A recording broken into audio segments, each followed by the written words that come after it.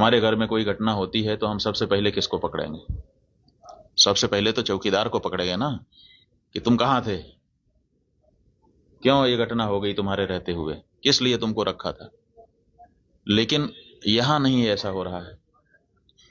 यहां जो है कहते तो हैं कि हम चौकीदार हैं, लेकिन चौकीदारी अगर की गई होती, हाँ चौकीदार अगर अपने काम में पक्का होता है तो उसके ऊपर आक्रमण करके उसको कोई मार दे, लेकिन फिर कहा जाता है कि इस चौकीदार ने अपना निभाया।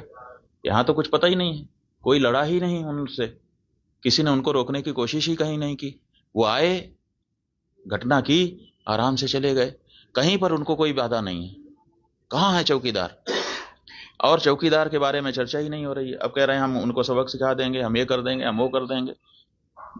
पाकिस्तान की धरती से आए थे। अरे भाई, पाकिस्तान की धरती से आए थे, इतनी जल्दी कैसे पता चल गया आपको? और अगर इतनी जल्दी आपको पता चल जाता है तो घटना के पहले क्यों नहीं पता चल गया? और दूसरी बात यह है कि अगर पाकिस्तान से आए तो पाकिस्तान के खिलाफ अच्छी तगड़ी कार्रवाई करिए। आप कह रहे हैं कि हम सिंधु नदी का जल रोक देंगे। आपके पास जल को रोकने या उसको डाइवर्ट करके अपने ही यहाँ अपने ही देश में रख लेने का कोई उपाय ही नहीं है।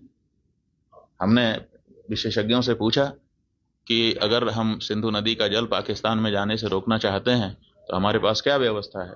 उन्होंने कहा हमारे पास कोई व्यवस्था नहीं है। अगर हम आज से शुरू करें कि ऐसी व्यवस्था हम बना लें तो पैसा कितना लगेगा वो तो अभी पूछिए ही मत। अगर पैसा पर्याप्त दे दिया जाए, पैसे के कारण एक दिन भी काम ना रुके, तब भी 20 साल लगेगा, तब हम सिंधु नदी का जल रोक पाएंगे। तो ऐसी परिस्थिति में हम ये कह दे रहे हैं कि हम सिंधु नदी का जल रोक लेंगे। और टेलीविजन के एंकर हमने सुना वो कह रहे थे बूंद बूंद के लिए तरसेगा पाकिस्तान, एक गिलास शुद्ध पानी नहीं मिल पाएगा, खेती नष्ट हो जाएगी, बिजली नष्ट हो जाएगी, ये हो जाएगा, वो हो जाएगा। गजब बता रहे थे, ऐसा लग रहा था कि जैसे प्यास तो लग ही गई पाकिस्तान को। और इधर विशेषज्ञ बता रहे हैं कि हमारे पास पानी को रोक लेने का कोई उपाय ही नहीं है।